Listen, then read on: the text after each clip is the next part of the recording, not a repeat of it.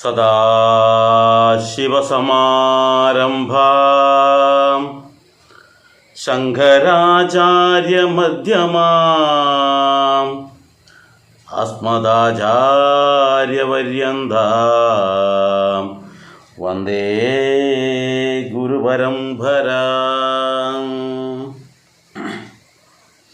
പ്രിയ കുടുംബാംഗങ്ങളെ,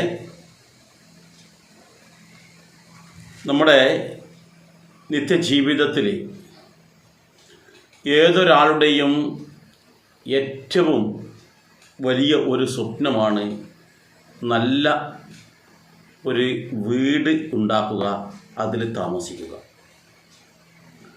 അപ്പോൾ അതിനു വേണ്ടി ഇന്ന് കടം വാങ്ങിച്ചും അതുപോലെ തന്നെ മറ്റു പലതരത്തിലുള്ള ചിട്ടികൾ പിടിച്ചും ആഭരണങ്ങൾ പണയം വെച്ചും ഉള്ള പണങ്ങൾ ലുബ്ധിച്ച് വെച്ച് വളരെയേറെ ബുദ്ധിമുട്ടിയാണ് പലരും ഓരോ വീടുകൾ ഉണ്ടാക്കുന്നത്. ആ വീട്ടിൽ ദീർഘകാലം എന്ന് വെച്ചാൽ നമ്മുടെ മരണം വരെയുള്ള കാലഘട്ടം, ആജീവാനന്ദ കാലത്തോളം എന്ന് പറയാൻ വേണമെങ്കിൽ, ഇത്രയും കാലത്തോളം നമ്മൾക്ക് യാതൊരു ബുദ്ധിമുട്ടും കഷ്ടപ്പാടും ദുരിതങ്ങളും ഒന്നുമില്ലാതെ സന്തോഷത്തോടു കൂടി ജീവിക്കണം എന്നാണ് നമ്മൾ ഏതൊരാളും ആഗ്രഹിക്കുക.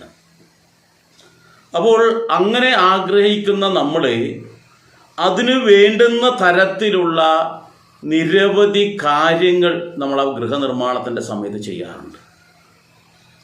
നമ്മൾക്കറിയാം, നമ്മളൊരു ഗൃഹം നിർമ്മിക്കാൻ വേണ്ടി പോകുന്ന ആ അവസരത്തിൽ തന്നെ ആദ്യം അതിനൊരു മുഹൂർത്തക്കല്ല് വെക്കുന്നൊരു സമയമുണ്ട്. മുഹൂർത്ത കുറ്റി അടിക്കുക എന്ന് ചില സ്ഥലത്ത് പറയും. അവിടെ തുടങ്ങി നമ്മുടെ ഈ ജ്യോത്സ്യരെ കാണാൻ വേണ്ടി പോക്ക്, ഒരു മുഹൂർത്തം കാണാൻ വേണ്ടിയിട്ട്. അതിന് മുന്നേ തന്നെ നമ്മുടെ മനസ്സിൽ അതിൻ്റെ പ്ലാനും കാര്യങ്ങളൊക്കെ തന്നെ തയ്യാറായിട്ടുണ്ടാകും. മനസ്സിൽ തന്നെ ഒരു വീട് നിർമ്മിച്ച് കഴിഞ്ഞിട്ടുണ്ടാകും, എങ്ങനെയായിരിക്കണം എന്തൊക്കെയാണെന്നുള്ളത്. എന്നാൽ ഈ ഗൃഹനിർമ്മാണം ആ മനസ്സിൽ നിന്ന് വീട് നമ്മുടെ ആ ഭൂമിയിലേക്ക് പറിച്ച് നടുകയാണ് ചെയ്യുന്നത്. നമ്മൾ ആ കടവും മറ്റു പല കാര്യങ്ങളൊക്കെ ചെയ്ത് ആ വീടിൻ്റെ പണി പൂർത്തിയാക്കി കഴിഞ്ഞാൽ അവസാന നിമിഷത്തിൽ ആ വീട്ടിലേക്ക് പ്രവേശിക്കേണ്ടുന്നൊരു സമയമുണ്ട്. അതിനാണല്ലോ നമ്മൾ ഗൃഹപ്രവേശന കർമ്മം എന്ന് പറയുന്നത്. ഈ ഗൃഹപ്രവേശന കർമ്മം പലരും കൃത്യതയോടുകൂടി ചെയ്യുന്നില്ല എന്നുള്ളതാണ് യാഥാർത്ഥ്യം. പലർക്കും അത് അറിയില്ല ഇതെങ്ങനെയാണ് ചെയ്യേണ്ടത് എന്നുള്ളത്. എങ്ങനെ ചെയ്താലാണ് നമ്മൾക്കൊരു പൂർണ്ണമായിട്ടൊരു സന്തോഷമുണ്ടാവുക, അല്ലെങ്കിൽ എങ്ങനെയാണ് നമ്മുടെ ആ ഭവനത്തിൽ നമ്മൾക്ക് ആ ഒരു കർമ്മം ചെയ്യുമ്പോൾ അതിലൊരു തൃപ്തി ഉണ്ടാവുമല്ലോ. ഏതൊരു കാര്യമായിക്കോട്ടെ, നമ്മളൊരു വസ്ത്രം സോപ്പിട്ട് നല്ലപോലെ ഇടിച്ച് പിഴിഞ്ഞ് നമ്മൾ കഴുകി വൃത്തിയാക്കുമല്ലോ, എന്നിട്ട് നല്ല വെയിലത്തിട്ട് ഉണക്കി എടുത്ത ഒരു വസ്ത്രം ഇസ്തിരി ഇട്ടിടുമ്പോൾ നമുക്കൊരു നല്ലൊരു സംതൃപ്തി ഉണ്ടാവും ആ വസ്ത്രം ഇടുമ്പോൾ. അതല്ല, നമ്മൾ ആ മുഷിഞ്ഞ വസ്ത്രം വെറുതെ വെള്ളത്തിലൊന്ന് മുക്കി എടുത്തിട്ട് നമ്മളത് വെയിലത്തിട്ടിട്ട് വീണ്ടും നമ്മളൊന്ന് ധരിച്ചു തിരിക്കട്ടെ, നമുക്കൊരു വിഷമം ഉണ്ടാവും ആ വസ്ത്രം ധരിക്കുമ്പോൾ. കാരണം അതിനൊരു പൂർണ്ണതയില്ല, നമുക്ക് ഒരു തൃപ്തി ഉണ്ടാവില്ല. അത് രണ്ടും ധരിച്ച ആൾക്കാർക്കേ അത് പറയാൻ പറ്റുള്ളൂ. മറ്റേത് ധരിച്ച ആൾക്കാരാണെങ്കിൽ, ഉദാഹരണം ഞാൻ രണ്ടാമത് പറഞ്ഞ ഷർട്ട് വെള്ളത്തിൽ മുക്കി എടുത്തിട്ട് കഴുകി ഉണക്കിയിട്ട് എടുത്തിട്ട് രണ്ടാമത് ധരിച്ചിട്ട് മാത്രം ശീലിക്കുന്ന ആളോട് പറഞ്ഞിട്ട് കാര്യമില്ല. മറിച്ച് ഇത് രണ്ടും ഉപയോഗിച്ച ആൾക്കാർക്ക് ആ വസ്ത്രം സോപ്പ് ഒക്കെ ഇട്ട് കല്ലയിലിട്ട് ഇടിച്ച് പിഴിഞ്ഞ് അത് നല്ലോണം കഴുകി എടുത്ത് ഉണക്കിയെടുത്ത് ഇസ്തിരി ഇട്ടിട്ട് ഉപയോഗിക്കുമ്പോൾ ഒരു പൂർണ്ണ തൃപ്തി ഉള്ളതായിട്ട് മനസ്സിലാക്കാൻ പറ്റും. ഇത് രണ്ടും ഉപയോഗിച്ചൊക്കെ അത് അറിയാൻ പറ്റും. അതുപോലെ തന്നെയാണ് നമ്മുടെ വീടിൻ്റെ അവസാന ഘട്ടത്തിൽ, ഓരോ ഘട്ടത്തിലും നമ്മളിത് സസൂക്ഷ്മം നിരീക്ഷിച്ചിട്ടാണ് വീട് മുന്നോട്ട് കൊണ്ടുപോകുന്നത്. പക്ഷേ അവസാന ഘട്ടത്തിൽ ഈ ഗൃഹത്തിലേക്ക് പ്രവേശിക്കുന്ന ചടങ്ങിൽ എത്തുമ്പോൾ പലരും യഥാർത്ഥ കാര്യം വിട്ടുപോകുന്നു. ശരിക്കും നമ്മൾ ഗൃഹപ്രവേശനമാണോ നടത്താറ്? നമ്മളെല്ലാവരും ചിന്തിച്ചു കേട്ടെ, നമ്മുടെ വീടിൻ്റെ ഗൃഹപ്രവേശന ചടങ്ങിന് നമ്മൾ നിരവധി ആൾക്കാരെ വിളിച്ച് പാലുകാച്ചലും മറ്റു ചടങ്ങുകളൊക്കെ നടത്തിയിട്ടുണ്ടാവാം. എന്നാൽ നമ്മൾ ചെയ്തിരിക്കുന്നത് ശരിക്കും ഗൃഹപ്രവേശന ചടങ്ങ് തന്നെയാണോ? അതാണ് നമ്മൾ ചിന്തിക്കേണ്ടത്. യഥാർത്ഥത്തിൽ എങ്ങനെയാണ് ഗൃഹപ്രവേശന ചടങ്ങ് നടത്തേണ്ടത്? ആ കർമ്മം ചെയ്യേണ്ടത് എങ്ങനെയാണ്? ആ കർമ്മം അറിയാതെ നമ്മൾ ഈ ഗൃഹപ്രവേശന ചടങ്ങ് നടത്തിയിട്ട് ഒരു കാര്യവുമില്ല. അത് കൃത്യമായിട്ട് നമ്മൾ മനസ്സിലാക്കണം. എന്താണ് ആ കർമ്മം? എങ്ങനെയാണ് ആ കർമ്മം ചെയ്യേണ്ടത്? ഞാൻ മനസ്സിലാക്കിയിടത്തോളം ഇന്ന് ഗൃഹപ്രവേശന കർമ്മത്തിന് നിരവധി വീടുകളിൽ ഞാൻ ക്ഷണിച്ചിട്ട് പോയിട്ടുണ്ട്. എന്നാൽ 90% പേരും ആ ഗൃഹപ്രവേശന കർമ്മമല്ല നടത്താറ്.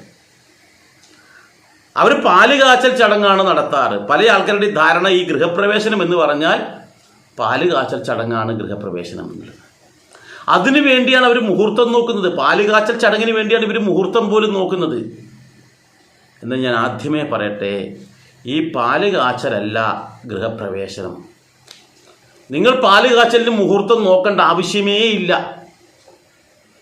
പാല് കാച്ചിട്ടില്ലെങ്കിലും അവിടെ ഒരു പ്രശ്നവുമില്ല. നിങ്ങൾ അവിടെ പാൽപ്പായസം വെച്ചാലും അത് സന്തോഷം തന്നെയാണ്. അപ്പോഴെന്താണ് ഗൃഹപ്രവേശനം? അത് ചിന്തിക്കണ്ടേ? അതുകൊണ്ടിട്ട് നമുക്കൊന്ന് മനസ്സിലാക്കേണ്ടേ? അതാണ് വേണ്ടത്. ഞാനിത് പറയാൻ കാരണം, ഞാൻ നിരവധി വീടുകളിൽ പോയി കണ്ടതിന് ശേഷമാണ് ഈ ഒരു കാര്യം മനസ്സിലാക്കിയിട്ടാണ് ഇങ്ങനൊരു വീഡിയോ ചെയ്യണമെന്നൊരു തോന്നലുണ്ടായത്. ഏതായാലും നമുക്ക് ആ ഗൃഹപ്രവേശന കർമ്മം എന്താണ്, എങ്ങനെയാണ് എന്നുള്ളത് നമുക്ക് ആദ്യം മനസ്സിലാക്കാം. അതുകൊണ്ട് അതിലേക്ക് കടക്കുന്നതിന് മുമ്പ് ഞാൻ ഒരു കാര്യം കൂടി സൂചിപ്പിക്കട്ടെ. നിങ്ങൾ ആരെങ്കിലും ഈ ചാനൽ സബ്സ്ക്രൈബ് ചെയ്തിട്ടില്ല എങ്കിൽ ദയവ് ചെയ്ത് അതൊന്ന് സബ്സ്ക്രൈബ് ചെയ്യുക. അതിന് തൊട്ട് താഴെ തന്നെ ഒരു മണിയുടെ ചിത്രം ഉണ്ടാവും. ആ സബ്സ്ക്രൈബ് ചെയ്ത് കഴിഞ്ഞാൽ അവിടെ കാണാം. അതും കൂടി തൊട്ട് കൊടുത്തു കഴിഞ്ഞാൽ ഞാൻ ഇത്തരം വിഷയവുമായി വരുന്ന എല്ലാ പ്രഭാഷണങ്ങളും നിങ്ങൾക്ക് ലഭിക്കും. ഈ പ്രഭാഷണം ഇങ്ങനെ വീഡിയോയിൽ ഇവിടെ നമ്മുടെ ചാനലിലേക്ക് വന്നു കഴിഞ്ഞാൽ ഉടനെ നിങ്ങൾക്ക് മെസ്സേജ് വരുന്നത് ഇങ്ങനൊരു വീഡിയോ വന്നിട്ടുണ്ട് എന്ന് തോന്നും. അപ്പോൾ നിങ്ങൾക്ക് തുടർന്നുള്ള എല്ലാ ഇതും നിങ്ങൾക്ക് കിട്ടും. അതുകൊണ്ട് ദയവ് ചെയ്ത് അത് സബ്സ്ക്രൈബ് ചെയ്യുക. ആ മണിയുടെ ചിത്രവും തൊട്ട് കൊടുക്കുക. ഇനി നമുക്ക് വിഷയത്തിലേക്ക് വരാമല്ലോ. ഇനി കേൾക്കേണ്ടത് എന്താണെന്ന് വെച്ചാൽ, എന്താണ് ഗൃഹപ്രവേശനം എന്നുള്ളതാണ്. ശരിക്കും നമ്മൾ ചിന്തിക്കേണ്ടത്, വീടിൻ്റെ പണി മുഴുവൻ പൂർത്തിയായി. നമ്മൾ ഗൃഹപ്രവേശന കർമ്മത്തിന് വേണ്ടിയിട്ട് ഒരു ദിവസം കാണാൻ വേണ്ടി തീരുമാനിക്കുന്നു. ഞാൻ ആദ്യമേ പറയട്ടെ, പാല് കാച്ചലിന് വേണ്ടിയല്ല മുഹൂർത്തം കാണേണ്ടത്, ഗൃഹപ്രവേശനത്തിന് വേണ്ടിയാണ്. അപ്പോൾ ഗൃഹപ്രവേശനത്തിന് വേണ്ടിയിട്ട് നല്ലൊരു മുഹൂർത്തം കാണുന്നു. ഈ മുഹൂർത്തം കണ്ടതിന് ശേഷം നമ്മൾ ചെയ്യേണ്ട ചടങ്ങുകളുണ്ട്. ആ മുഹൂർത്തം കാണുന്ന അവസരത്തിൽ പ്രത്യേകം നമ്മൾ ശ്രദ്ധിക്കേണ്ടത്, ഈ ഗൃഹപ്രവേശനം ഒരു കാരണവശാലും കർക്കിടക മാസത്തിലോ കന്നിമാസത്തിലോ കുംഭമാസത്തിലോ നടത്താൻ പാടില്ല എന്നുള്ളതാണ്. കർക്കിടക മാസത്തിൽ ഗൃഹപ്രവേശനം നടത്തരുത്, കന്നിമാസത്തിൽ നടത്തരുത്, കുംഭമാസത്തിൽ നടത്തരുത്. അത് ഓരോന്നും ഓരോ കാരണങ്ങളുണ്ട്. ഞാൻ എല്ലാം വിശദീകരിക്കാൻ നിന്ന് കഴിഞ്ഞാൽ നമ്മൾക്കത് ഈ വീഡിയോ അങ്ങ് വലിയ ലെങ്ത് ഉള്ളതായി തീരും. അപ്പോഴെന്ത് വേണം, ഈ വീഡിയോ കാണുമ്പോൾ നിങ്ങൾക്കുള്ള സംശയങ്ങൾ നോട്ട് ചെയ്തിട്ട് ഇതിൻ്റെ കമൻറ്റ് ബോക്സിൽ രേഖപ്പെടുത്താം. അതില്ലെങ്കിൽ എന്നെ പേഴ്സണലായിട്ട് വിളിച്ചോളൂ. നമ്പർ ഞാൻ ഇതിലെ താഴെ ഉണ്ടാവും, അതിൽ വിളിക്കാം. അല്ലെങ്കിൽ വാട്സപ്പ് നമ്പറാണത്, അതിലേക്ക് നിങ്ങൾക്ക് മെസ്സേജ് അയക്കാം. പരമാവധി നിങ്ങൾ ഈ കമൻറ്റ് ബോക്സിൽ തന്നെ രേഖപ്പെടുത്തിക്കോളും. അപ്പോൾ ഞാൻ ഇതുകൊണ്ട് കൂടുതൽ അതിനെപ്പറ്റി വിവരിക്കുന്നില്ല. ഏതായാലും കർക്കിടക മാസം എന്ന് പറയുമ്പോൾ നമുക്കറിയാം, കോരിച്ചൊരിയുന്ന മഴയാണ്. ഈ സമയത്ത് നമുക്ക് ഈ ഗൃഹപ്രവേശനം നല്ലതായ രീതിയിൽ നടത്താൻ പറ്റില്ല എന്നുള്ളതാണ് പ്രധാന കാര്യം. മാത്രവുമല്ല, മഴയും മറ്റു കാര്യങ്ങൾ കൊണ്ട് നമ്മൾ കൊണ്ടുവച്ച സാധനങ്ങൾ അടക്കം ചിലപ്പോൾ നശിച്ചു പോകാനും മറ്റു പല ബുദ്ധിമുട്ടുകളൊക്കെ ഉണ്ടാകും എന്നുള്ളതും ഇതിന് പ്രധാന കാരണമാണ്. കന്നിമാസം എന്ന് പറയുമ്പോൾ നമുക്കറിയാം, നല്ലതുപോലെ വ്രതാനുഷ്ഠാനത്തിൻ്റെ കാലഘട്ടമാണ് കന്നിമാസം എന്ന് പറയുന്നത്. നവരാത്രി വ്രതം, ദീപാവലി, രാമനവമി, അങ്ങനെ ഒരുപാട് ഈ വ്രതാനുഷ്ഠാനങ്ങളുടെ സമയമാണ്. ശബരിമല വ്രതം പോലും ആ കാലഘട്ടം. വൃശ്ചികം 1 ശബരിമലയ്ക്ക് പോകേണ്ട ആൾക്കാർ, വൃശ്ചികം 1 നട തുറക്കുമ്പോൾ ശബരിമലയ്ക്ക് എത്തുന്ന ആൾക്കാരുണ്ട്. അവർ 41 ദിവസത്തെ വ്രതം തുടങ്ങണ്ടേ? കന്നിമാസത്തിൽ തുടങ്ങും എന്നർത്ഥം. എന്തോ ആവട്ടെ, ഈ പറയുന്ന കർക്കിടകത്തിലും കന്നിയിലും കുംഭത്തിലും നമ്മൾ ഒരു കാരണവശാലും എന്ത് ചെയ്യരുത്, ഈ ഗൃഹപ്രവേശന കർമ്മം നടത്താൻ പാടില്ല. അതുകൂടാതെ ഈ ഗൃഹപ്രവേശന കർമ്മം നമ്മൾ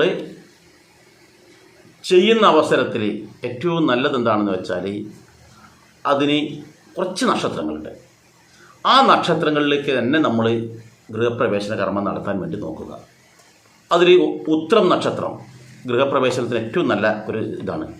അതുപോലെ ഉത്രാടമാകട്ടെ, രോഹിണിയാവട്ടെ, ചിത്തിരയാവട്ടെ, രേവതിയാവട്ടെ, അനീഴമാകട്ടെ, മകീരമാകട്ടെ, ഇത്രയും നക്ഷത്രങ്ങൾ, ഏകദേശം ഒരു 9ഓളം നക്ഷത്രങ്ങൾ ഉത്തമമായ നക്ഷത്രമാണ്. ഈ ദിവസം നിങ്ങൾക്ക് ഗൃഹപ്രവേശനം നടത്താൻ വളരെ ഉത്തമമാണ് എന്നർത്ഥം. അതുപോലെ തന്നെ ഇനി ഏതെങ്കിലും കാരണവശാൽ ഈ പറയുന്ന ദിവസം നിങ്ങൾക്ക് വേറെ എന്തെങ്കിലും ഒരു ബുദ്ധിമുട്ടാണ് വരുന്നത്, ഈ നക്ഷത്രം നമുക്ക് പറ്റും, പക്ഷെ ആ നക്ഷത്ര ദിവസം നമുക്ക് ചെയ്യാൻ പറ്റുന്നില്ല എന്നിരിക്കട്ടെ, അപ്പോഴെന്ത് ചെയ്യണം, നമുക്ക് അതിനനുസരിച്ച് എന്തെങ്കിലും ഒരു ഇത് വേണ്ടേ നമുക്ക്. അങ്ങനെ വരുന്ന സമയത്ത് നമുക്ക് എന്ത് ചെയ്യാം, ഈ അത്തം നക്ഷത്രം നമുക്കിത് മറ്റേത് പറ്റില്ലെങ്കിൽ മാത്രമാണ്. അത്തം, അശ്വതി, പൂയം, അവിട്ടം, ചതയം, ചോതി, തിരുവോണം, പുണർദം. ഇത് മധ്യമത്തിൽ മാത്രമാണ്, ഉത്തമമല്ല. അത് പറ്റുന്നില്ല എങ്കിൽ മാത്രം.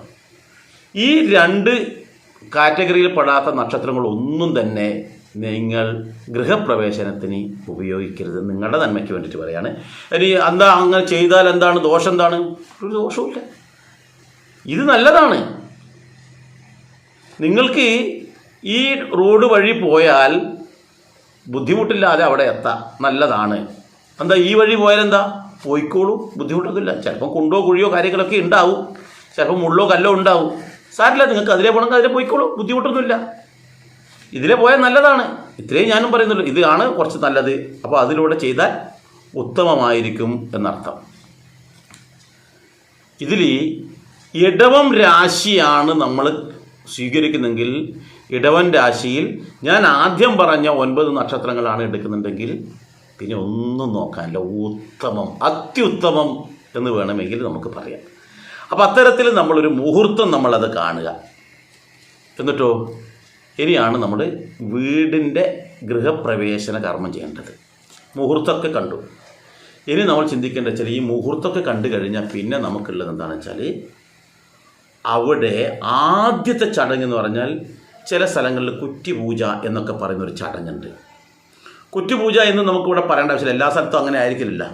ഏതായാലും നമ്മൾ ചിന്തിക്കേണ്ട വെച്ചാൽ ഈ വീട് ഉണ്ടാക്കുന്ന കാലഘട്ടത്തിൽ ചില ആൾക്കാർ പറയും എന്തിനാ ഇങ്ങനെ നീട്ടിക്കുറുക്കി പറയുന്നത്. ഈ നീട്ടി പറയുന്നത് എന്താണെന്ന് വെച്ചാൽ സാധാരണക്കാരായ ആൾക്കാർക്ക് വേണ്ടിയാണ് ഞാൻ ഈ കാര്യങ്ങൾ പറയുന്നത്, അറിവില്ല ആൾക്കാർക്ക് വേണ്ടിയിട്ടല്ല. അപ്പോൾ നീട്ടി പറയുമ്പോൾ സാധാരണ കൊച്ചു കുട്ടികൾക്ക് മനസ്സിലാകുന്ന വിധത്തിൽ പറഞ്ഞാലേ എല്ലാവർക്കും അത് മനസ്സിലാക്കാൻ പറ്റും. അതൊക്കെ ഞാൻ ഷോർട്ടാക്കി പറഞ്ഞു കഴിഞ്ഞാൽ സാധാരണക്കാർക്ക് മനസ്സിലാക്കില്ല. അതുകൊണ്ടാണ് ഇങ്ങനെ കുറച്ച് വിശദമാക്കി പറയുന്നത്. അപ്പോൾ അതിലെന്തെങ്കിലും അപാകത തോന്നുന്നുണ്ടെങ്കിൽ ക്ഷമിക്കാം. അപ്പോൾ ശ്രദ്ധിക്കേണ്ടതെന്ന് വെച്ചാൽ ഈ ഗൃഹപ്രവേശനത്തിൻ്റെ തൊട്ട് തലേ ദിവസം രാത്രി എന്ത് വേണമെന്നറിയോ? ഈ വീട് നിർമ്മിക്കാൻ വേണ്ടിയിട്ട് ഒട്ടനവധി ആൾക്കാർ അതിന് വേണ്ടിയിട്ട് പ്രയത്നിച്ചിട്ടുണ്ട്. മരപ്പണിയെടുക്കുന്ന ആൾക്കാരുണ്ട്, കൽപ്പണിയെടുത്ത ആൾക്കാരുണ്ട്, അതുപോലെ തറയിൽ പണിയെടുത്ത ആൾക്കാരുണ്ട്, അതുപോലെ തന്നെ ഇലക്ട്രിക്കലിൻ്റെ പണിയെടുത്ത ആൾക്കാർ, പ്ലംബിങ്ങിൻ്റെ പണിയെടുത്ത ആൾക്കാർ, കോൺക്രീറ്റിൻ്റെ പണിയെടുത്ത ആൾക്കാർ, ഇങ്ങനെ നിരവധി വർക്കുകൾ ചെയ്ത ആൾക്കാരുണ്ട്. അവസാനം പെയിൻറ്റിങ് വർക്ക് ചെയ്തവരെ ഉണ്ടാകും. അപ്പോൾ ഈ പണി ചെയ്ത ആൾക്കാരെ തൃപ്തിപ്പെടുത്തുക എന്നുള്ള ഒരു കാര്യമുണ്ട് ആദ്യം. അതാണ് നമ്മുടെ സനാതന ധർമ്മത്തിൻ്റെ ഏറ്റവും മൂല്യമായിട്ടുള്ള കാര്യം. നമുക്ക് എന്തൊരു വസ്തുവും നമ്മൾ സ്വീകരിക്കുന്ന അവസരത്തിൽ ആ വസ്തു ആരിൽ നിന്നാണോ അല്ലെങ്കിൽ ആരാണോ ഉണ്ടാക്കിയത് അവരെ നമ്മൾ പ്രീതിപ്പെടുത്തണം, തൃപ്തിപ്പെടുത്തണം. എന്നിട്ടേ നമ്മൾ ഏറ്റുവാങ്ങാൻ പാടുള്ളൂ. അവർക്ക് എന്തെങ്കിലും ഒരു മുഷിച്ചിലുണ്ടായിക്കഴിഞ്ഞാൽ ആ വീട്ടിലും അതിൻ്റെ ദോഷങ്ങൾ കാണും എന്നാണ് പറയുന്നത്. അപ്പോൾ എന്ത് വേണം? ഇവരെ തൃപ്തിപ്പെടുത്തുന്നതിന് വേണ്ടിയിട്ട് ഈ ഗൃഹപ്രവേശനത്തിൻ്റെ തലേ ദിവസം നമ്മൾ അവരെല്ലാവരെയും ക്ഷണിക്കണം. ഈ അവസരത്തിൽ നമ്മളെന്ത് ചെയ്യണമെന്നറിയോ? ഈ ഒന്നുകിൽ ആ തൊഴിലാളികൾ ചെയ്യും, അല്ലെങ്കിൽ നമ്മൾ ആരെങ്കിലും വെച്ച് ചെയ്യിക്കണം. വെച്ചാൽ ഈ വീടിൻ്റെ എല്ലാ ഭാഗവും അടിച്ച് തുടച്ച് വൃത്തിയാക്കണം.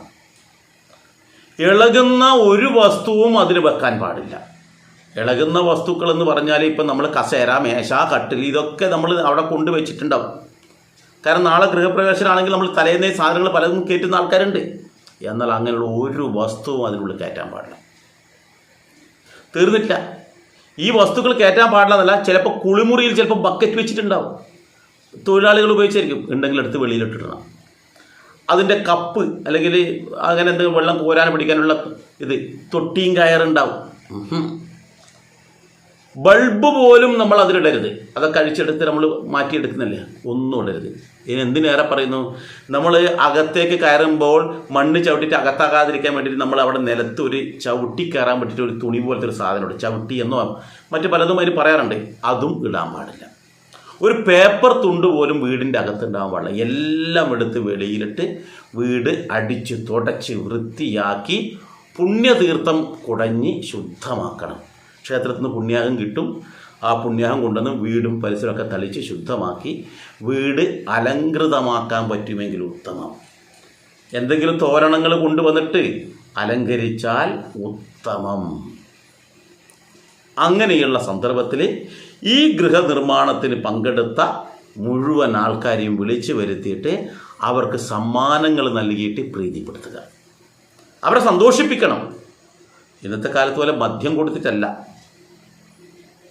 വസ്ത്രവും പണവോ എന്തോ ആവട്ടെ, അവരെ സന്തോഷിപ്പിക്കാൻ വേണ്ടിയിട്ടുള്ള വസ്തുക്കൾ കൊടുത്തിട്ട് സന്തോഷിപ്പിച്ചതിന് ശേഷം ഈ ഗൃഹനാഥൻ കിഴക്കോട്ട് തിരിഞ്ഞ് നിൽക്കുക. ഈ ജോലിക്കാരായ ആൾക്കാരുടെ പ്രധാനി ഉണ്ടാവും, ഒരു മേസ്ത്രി എന്ന് പറയുന്ന ആൾ. അവരെന്ത് ചെയ്യും? ഈ ഗൃഹത്തിൻ്റെ താക്കോൽ കൂട്ടം ഈ ഗൃഹനാഥൻ്റെ കയ്യിലേക്ക് വെച്ച് കൊടുക്കുക, സന്തോഷിപ്പിച്ചതിന് ശേഷം. അങ്ങനെയാണ് ആ വീടിൻ്റെ താക്കോൽ അവർ വാങ്ങിച്ചു. ഇത് തലേന്ന് തന്നെ ചെയ്യണമെന്നൊരു നിർബന്ധമില്ല കേട്ടോ. ഇതിനൊക്കെ സമയമുള്ള ഏത് സമയത്തും ചെയ്യാം. ഈ താക്കോൽ നമ്മൾ വാങ്ങിച്ചു. അതല്ല, നമ്മൾ ഗൃഹപ്രവേശന ദിവസമാണ് ചെയ്യുന്നുണ്ടെങ്കിലും വിഷയമില്ല. തലേന്ന് ചെയ്യാൻ പറ്റത്തില്ലെങ്കിൽ ഗൃഹപ്രവേശന സമയത്ത്. അപ്പോൾ ഗൃഹപ്രവേശനം എന്ന് പറയുമ്പോൾ ഞാൻ നേരത്തെ പറഞ്ഞു പാല് കാച്ചലല്ല. എന്താണ്? ഈ വീട്ടിലേക്ക് ആരാണോ താമസിക്കുന്നത് അവർക്ക് കയറുവാനുള്ള ഒരു മുഹൂർത്തമാണ് ഗൃഹപ്രവേശന കർമ്മം എന്ന് പറയുന്നത്. അവരാ വീട്ടിലേക്ക് താമസിക്കാനായിട്ട് കയറി വരികയാണ് ചെയ്യുന്നത്. അതിനു മുമ്പ് പലതവണ കയറി ഇറങ്ങൊക്കെ ചെയ്തിട്ടുണ്ടാവും. വീട് നോക്കാൻ വേണ്ടി വരുമ്പോൾ പെയിൻ്റ് അടിക്കുന്ന സമയത്ത്, മറ്റു പല സമയത്തുണ്ട്. അതല്ല, വീട്ടിലേക്ക് താമസിക്കുവാനായിട്ട് ആദ്യത്തെ ചുവടുമായി വീട്ടിലേക്ക് കയറുന്ന ഒരു സമയമുണ്ട്. അതാണ് ഗൃഹപ്രവേശനം. അതുകൊണ്ടാണ് ആ വീട്ടിൽ മറ്റു സാധനങ്ങളൊന്നും ഉണ്ടാവാൻ പാടില്ല. ഇവരെന്താണോ കൊണ്ടുവരുന്നത് അതാണ് ഏറ്റവും പ്രധാനമായിട്ടും വേണ്ടത്. അപ്പോഴെന്ത് വേണം? ഇനി ആ ദിവസം അല്ലെങ്കിൽ ഈ ഗൃഹപ്രവേശനം നമുക്ക് സമയം കണ്ടപ്പോൾ രാവിലെ ആയിരിക്കും സമയം കണ്ടിട്ടുണ്ടാവുക, അല്ലെങ്കിൽ ഉച്ചക്കായിരിക്കും, അല്ലെങ്കിൽ വൈകിട്ടായിരിക്കും സമയം മുഹൂർത്തം കണ്ടിട്ടുണ്ടാവുക. ഈ സമയമാകുമ്പോൾ ഈ ഗൃഹത്തിൽ താമസിക്കുന്നത് ആരാണോ അവരുടെ കുടുംബാംഗങ്ങളും ബന്ധുമിത്രാദികളും സുഹൃജനങ്ങളും അവർക്ക് വേണ്ടപ്പെട്ട ആൾക്കാരെയൊക്കെ അവർ ക്ഷണിച്ചിട്ടുണ്ടാവും. അവരൊക്കെ ആരും വീടിൻ്റെ അകത്ത് കയറില്ല. നേരത്തെ പറഞ്ഞ പോലെ ഈ ജോലിക്കാരായ ആൾക്കാരൊക്കെ അവിടെ ഉണ്ടാവും വന്നിട്ട്.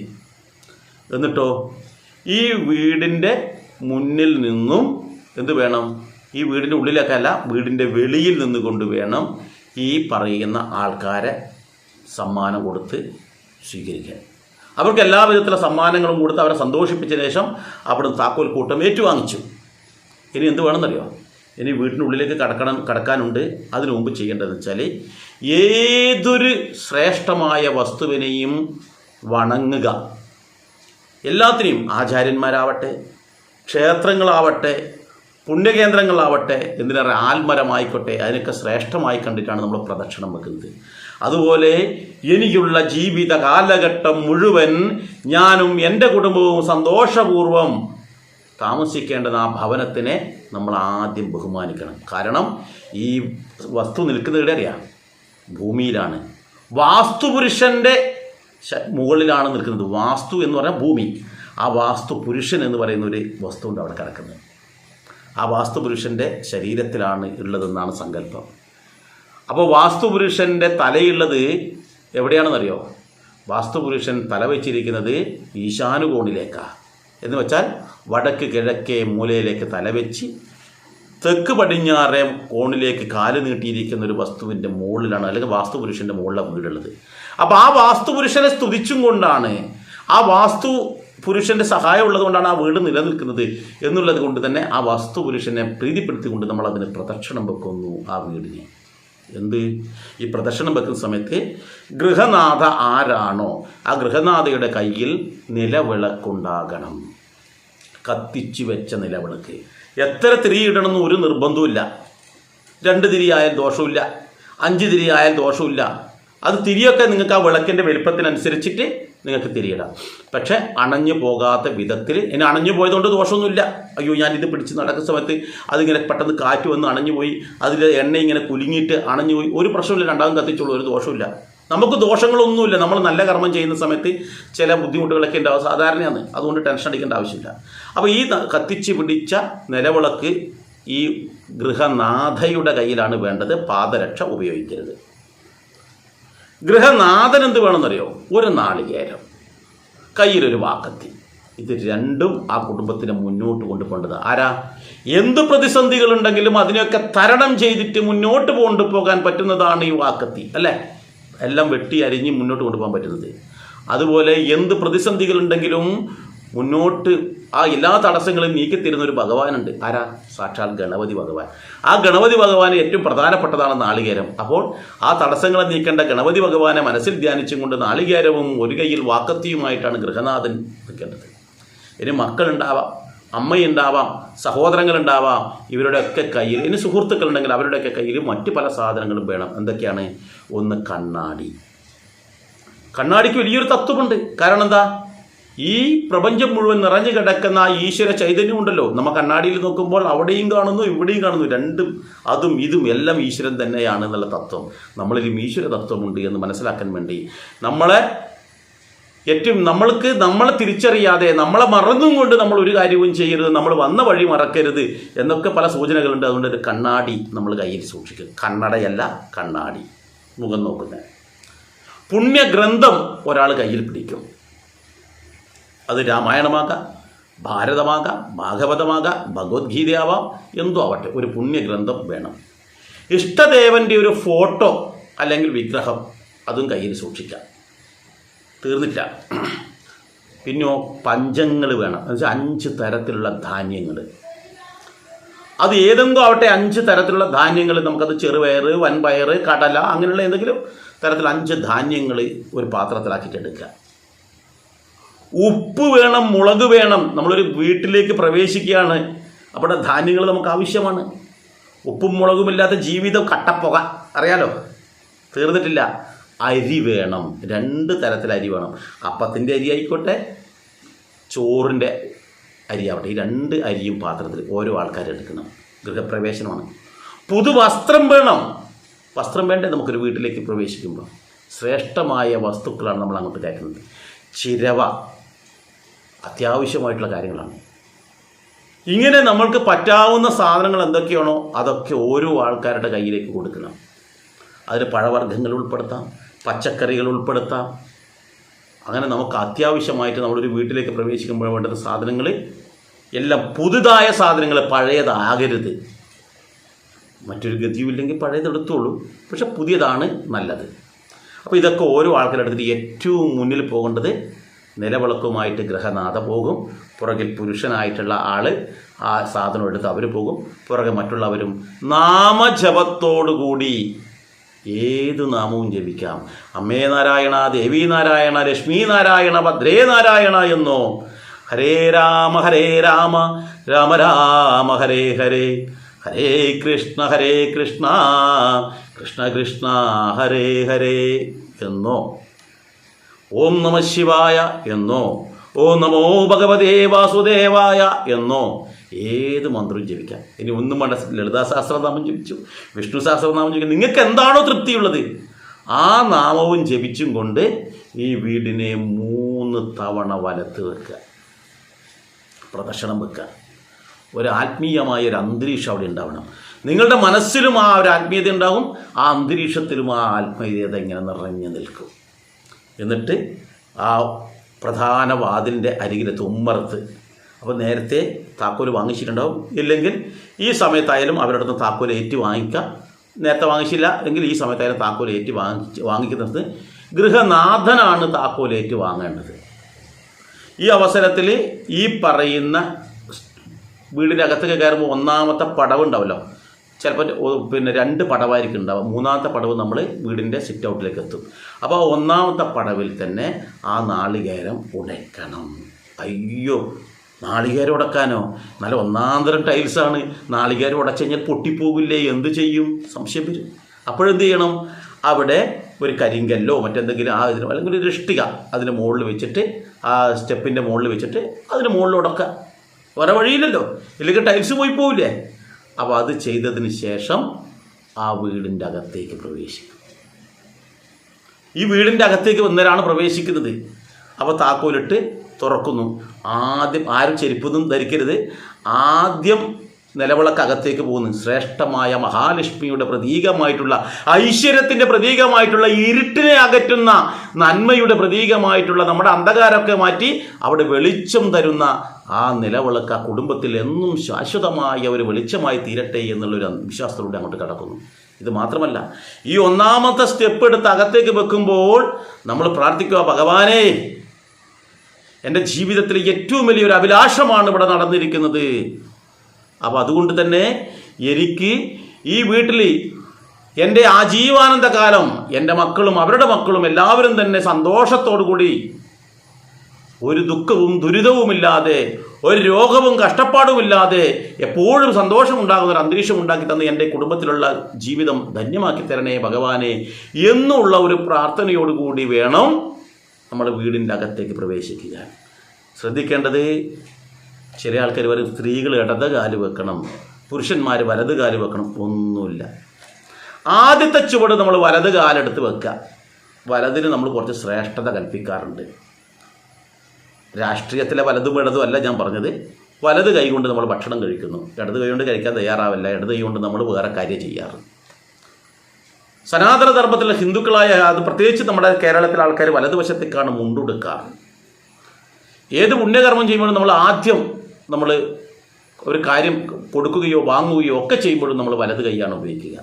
അതുപോലെ ശ്രേഷ്ഠമായ ഒരു കർമ്മം എന്ന വിധത്തിൽ നമ്മൾ ആദ്യം വലത് കാല് വെച്ച് വേണം രണ്ടു പേരും അല്ലെങ്കിൽ മുഴുവൻ ആൾക്കാരും ഉള്ളിലേക്ക് പ്രവേശിക്കാൻ. അങ്ങനെ ഉള്ളിലേക്ക് കയറി കഴിഞ്ഞാൽ ഈ നിലവിളക്ക് ആ വീട്ടിൽ എവിടെയാണോ നിലവിളക്ക് കൊളുത്തി സന്ധ്യാവേളകളിൽ നിലവിളക്ക് കൊളുത്തി പ്രാർത്ഥിക്കുവാൻ പറ്റിയ സ്ഥലം ആക്കി തയ്യാറാക്കിയിട്ടുള്ളത് അവിടെ കൊണ്ടുപോയിട്ട് ആ വിളക്ക് അങ്ങോട്ട് വെക്കുക. എന്നിട്ടോ ബാക്കിയുള്ള സാധനങ്ങളുണ്ട്, ആ ഇഷ്ടദേവൻ്റെ ഫോട്ടോയോ അല്ലെങ്കിൽ വിഗ്രഹങ്ങളോ ഉണ്ടെങ്കിൽ അതും അവിടെ പൂജാമുറിയാണെങ്കിൽ പൂജാമുറിയിൽ വെക്കുക, അല്ലെങ്കിൽ വിളക്ക് കൊളുത്തുന്ന അവിടെ വെക്കുക. അവിടെ തന്നെ ആ പുണ്യഗ്രന്ഥവും വെക്കുക. ഈ കൂട്ടത്തിൽ നേരത്തെ പറയാൻ വിട്ടുപോയ മറ്റ് രണ്ട് കാര്യങ്ങളുണ്ട്. നാണയങ്ങൾ അല്ലെങ്കിൽ പണം, പുതുപണം ഇതിൽ വേണം, പുത്തൻ പണം. അതുപോലെ സ്വർണ്ണാഭരണം ഉണ്ടെങ്കിൽ അതുകൂടി. എല്ലാവരും ബാങ്കിലായിരിക്കും വീടെടുത്ത് കഴിയുമ്പോഴേക്ക്, എന്നാലും എന്തെങ്കിലും ഉണ്ടെങ്കിൽ അതുകൂടി അതിൽ വെച്ചാൽ നന്നായിരിക്കും. അത് എടുത്തിട്ട് വേണം അകത്തേക്ക് കയറാൻ. എന്നിട്ടോ പൂജ, ഈ നിലവിളക്കും ഫോട്ടോയും ഗ്രന്ഥവും മാത്രം പൂജാമുറിയിൽ വെക്കുക, അല്ലെങ്കിൽ ആ വിളക്ക് കൊളുത്തിനടുത്ത്. ബാക്കിയുള്ള സാധനം മുഴുവൻ തന്നെ വീടിൻ്റെ ഈശാനല്ല വായുകോണിൽ, വായുകോൺ എന്ന് പറഞ്ഞാൽ എവിടെയാ, വടക്ക് പടിഞ്ഞാറേ ഭാഗത്തുള്ള ആ മുറി, അവിടെയാണ് കൊണ്ടുപോയിട്ട് ഈ സാധനങ്ങളെല്ലാം വെക്കേണ്ടത്. എന്ന് വെച്ചാൽ നമ്മുടെ കലവറ അവിടെയാണ് വേണ്ടത്. എന്ന് വെച്ചാൽ നമ്മുടെ സമ്പാദ്യങ്ങൾ സൂക്ഷിക്കേണ്ട സ്ഥലം അവിടെയാണ്. വേറെ ആരോടും പറഞ്ഞേക്കരുത് ഞാൻ പൊന്നും പണമൊക്കെ വായുകോണിലെ റൂമിലെ വെക്കുന്ന ആരോടും പറഞ്ഞേക്കരുത്, കള്ളന്മാർ എളുപ്പത്തിൽ കൊണ്ടുപോകും. യഥാർത്ഥത്തിൽ അവിടെയാണ് യഥാസ്ഥാനം, വായുകോണിൽ. അപ്പോൾ അവിടെ നമ്മളിത് വെച്ച് അതിന് ശേഷമാണ് എന്ത് ചെയ്യേണ്ടത്. നമ്മളെല്ലാ വീടുകളിലും എന്ത് ചെയ്യാറുണ്ട്, ഗണപതി ഹോമവും മറ്റു കാര്യങ്ങളൊക്കെ ചെയ്യാറില്ലേ. പലരും ചെയ്യുന്നതെന്താണെന്നറിയോ, തലേ ദിവസം ഗണപതി ഹോമവും വലിയും വാസ്തുപൂജയും ഒക്കെ ഭഗവതി സേവയൊക്കെ ചെയ്തു. ഇത് ഇത്രയും ഒരുപാട് സാധനങ്ങൾ വീട്ടിലേക്ക് കയറ്റിക്കഴിഞ്ഞു. എന്നിട്ട് അതെല്ലാം കഴിഞ്ഞതിന് ശേഷമാണ് ഈ ഗൃഹത്തിലേക്ക് പ്രവേശിക്കുക. അല്ല, നമ്മൾ ഗൃഹത്തിലേക്ക് പ്രവേശിക്കുന്ന സമയത്ത് ഇത്യാദി വസ്തുക്കളെല്ലാം തന്നെ പൂജാ സാധനങ്ങൾ അവിടെ കയറ്റണ്ടേ. ഗണപതി ഹോമത്തിന് വേണ്ട ചകിരി വേണം. അതുപോലെ തന്നെ ചിലപ്പോൾ ടൈൽസിൻ്റെ ഇതാണെങ്കിൽ അവിടെ നമുക്ക് എന്ത് വേണം, പൂഴിയിട്ട് ആദ്യം പേപ്പർ വിരിച്ച് പേപ്പറിൻ്റെ മുകളിൽ പൂഴിയിട്ട് അതിൻ്റെ മുകളിൽ വേണം നമ്മൾ ഈ സൈഡിലൊക്കെ ഇഷ്ടിക വെച്ചിട്ടാണല്ലോ ഈ ഗണപതി ഹോമത്തിൻ്റെ ആ ഹോമകുണ്ടം തയ്യാറാക്കുന്നത്. അപ്പോൾ ഹോമകുണ്ടം തയ്യാറാക്കേണ്ട സാധനം നമുക്ക് തലേന്ന് കയറ്റേണ്ടി വരില്ലേ. നമ്മൾ മണ്ണും കല്ലും ഒക്കെയാണ് നമ്മുടെ വീട്ടിലൊക്കെ ആദ്യം കയറ്റേണ്ടത്. അല്ല, നമ്മൾ ശ്രേഷ്ഠമായ വസ്തുക്കൾ മാത്രമാണ് വീട്ടിലേക്ക് കയറ്റേണ്ടത്. അപ്പോൾ ഈ ഗൃഹപ്രവേശനം നടത്തിയതിന് ശേഷം നമ്മളവിടെ താമസം തുടങ്ങിയിട്ടില്ല. താമസം തുടങ്ങണമെന്നുണ്ടെങ്കിൽ പെർമിഷൻ എടുക്കണം. ആദ്യം ഒരു പെർമിഷൻ എടുത്തു. ആർക്ക്? വാസ്തുബലി ആയിട്ടുള്ള പുരുഷനെ സ്തുതിച്ചു. പിന്നെ ഗണപതിയെ സങ്കല്പിച്ചുകൊണ്ടൊരു നാളികേരം ഉടച്ചു. ഇനിയുണ്ട് അവിടെ നമ്മൾ ഈ വീടിൻ്റെ നിർമ്മാണ സമയത്ത് എന്തെങ്കിലും തരത്തിൽ കണക്കോ കാര്യങ്ങളോ തെറ്റിപ്പോയിട്ടുണ്ടാവാം. ചിലപ്പം ഒരു കോല് നീളം വേണ്ടത് ചിലപ്പോൾ ഒരു കോല് കൃത്യമായിട്ടുണ്ടാവില്ല, അളവ് തെറ്റിപ്പോയിട്ടുണ്ടാവാം. അല്ലെങ്കിൽ സ്ഥലത്തിന് എന്തെങ്കിലും വേറെ ഏതെങ്കിലും തരത്തിൽ ദോഷം വന്നിട്ടുണ്ടാവാം, കണക്കിലോ മറ്റു കാര്യത്തിലോ ദോഷമൊക്കെ വന്നിട്ടുണ്ടാവും. ഈ ദോഷങ്ങളൊക്കെ ഉണ്ടെങ്കിൽ നമുക്ക് ബുദ്ധിമുട്ടല്ലേ. ആ ദോഷം തീർക്കുന്നതിന് വേണ്ടിയിട്ടാണ് വാസ്തുബലി എന്ന് പറയുന്ന ഒരു കാര്യം നടക്കുന്നത്. ഭൂമിയുടെ ദോഷം തീർക്കാൻ വേണ്ടിയിട്ട് നമ്മൾ ഭൂമിയുടെ ആദ്യത്തെ മുഹൂർത്തക്കുറ്റിയോ മുഹൂർത്തക്കല്ലൊക്കെ വെക്കുമ്പോഴും കട്ട്ള വെക്കുമ്പോൾ സമയത്തൊക്കെ വാസ്തു പൂജ ചെയ്തിട്ടുണ്ട്. വാസ്തു വെച്ചാൽ ഭൂമി പൂജ ചെയ്തിട്ടുണ്ടാവും. എന്നാൽ ഇവിടെ വാസ്തുബലി, ഭൂമിയിലുള്ള ആ കെട്ടിടത്തിന് വേണ്ടിയിട്ടൊരു ബലികർമ്മം അല്ലെങ്കിൽ വാസ്തുബലി എന്നിട്ടൊരു പൂജയുണ്ട്. അത് ചെയ്യണം. എന്ന് വെച്ചിട്ട് കൊല്ലുകയോ ഒന്നുമല്ല. ആ പൂജ കൃത്യമായിട്ട് ശ്രേഷ്ഠന്മാരായിട്ടുള്ള പൂജാരിമാരെ കൊണ്ട് ചെയ്യിക്കണം. അതിൽ വലിയ കേവന്മാരായിട്ട് തന്ത്രിമാരുമാണെന്ന് നിർബന്ധമൊന്നുമില്ല. പൂജ അറിയുന്ന വയറ്റപ്പഴപ്പിന് വേണ്ടി ഞാനും പൂജാരിയാണെന്ന് പറഞ്ഞ നടക്കുന്ന ആളല്ല. പല ആൾക്കാർക്ക് ഈ പൂജ അറിയണമെന്നില്ല. എന്നാൽ നല്ല ശ്രേഷ്ഠന്മാരായ ആളായിരിക്കണം. പണത്തിനോട് ആർത്തിയില്ലാത്ത ആളായിരിക്കണം.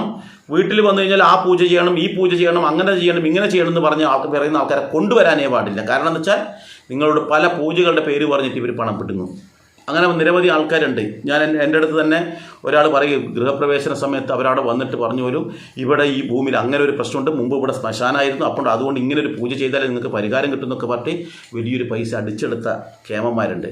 അപ്പോൾ നമ്മൾ ചിന്തിക്കേണ്ടതെന്ന് വെച്ചാൽ പണത്തിനോട് ആർത്തിയില്ലാത്ത ശ്രേഷ്ഠന്മാരായിട്ടുള്ള ആൾക്കാർ, അത് പൂജ അറിയുന്ന ഏതൊരാളായാലും പ്രശ്നമൊന്നുമില്ല, പക്ഷേ ശ്രേഷ്ഠനായിരിക്കണം. അത് സ്വഭാവത്തിലും പണത്തിനോട് ആർത്തി ഉണ്ടെങ്കിൽ അവരെ നമ്മൾ കൊണ്ടുവരാതിരിക്കുന്നതായിരിക്കും നല്ലത്. അതുകൊണ്ട് അവർ പൂജ ചെയ്ത ഗുണം കിട്ടില്ല. കാരണം എന്താ അറിയോ, ഈ പൂജ ചെയ്ത ആളെ തൃപ്തിപ്പെടുത്തണം. നമ്മൾ തൃപ്തിപ്പെടുത്തുമ്പോൾ അവർക്ക് എത്ര പൈസ കൊടുത്താലും അവർക്ക് തൃപ്തിയാവില്ല, പണത്തിന് ആർത്തി ഉണ്ടെങ്കിൽ. മറ്റുള്ളവരോടതാണെങ്കിൽ അവർ ചിലപ്പോൾ 500 രൂപക്ക് തൃപ്തിപ്പെടുന്ന ആളായിരിക്കും. അവർക്ക് 1000 രൂപ കൊടുത്താൽ എന്തായിരിക്കും അവസ്ഥ? ഭയങ്കര സന്തോഷമായിരിക്കും. അവർ 500 രൂപ പ്രതീക്ഷിച്ചെടുത്ത് നമുക്കൊരു 1000 രൂപ കൊടുക്കാൻ പറ്റും.